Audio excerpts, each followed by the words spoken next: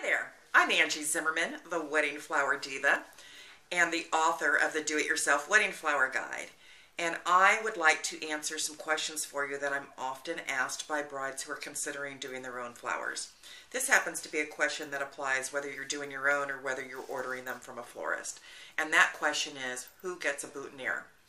Pretty simple answer to that question. Obviously, the groom gets a boutonniere. The only exception to that is if the groom is wearing a military uniform. You do not put a boutonniere on a military uniform. So just know that as much as you'd want him to wear a flower, if he's wearing a uniform, you cannot put a flower on it. Beyond that, your groomsmen would wear boutonnieres, your dads would wear boutonnieres, your granddads would wear boutonnieres.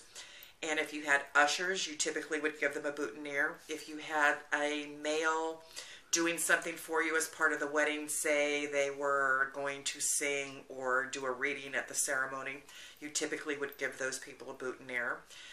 Sometimes you give your minister a boutonniere. It depends on whether they're wearing a robe or not. If you have a minister or a judge that's wearing a suit, then you would give them a boutonniere. And beyond that, where it gets just a little bit dicey sometimes is if there are step-parents involved. I always say you should give the step-parents a boutonniere as well. That would be your step-dads.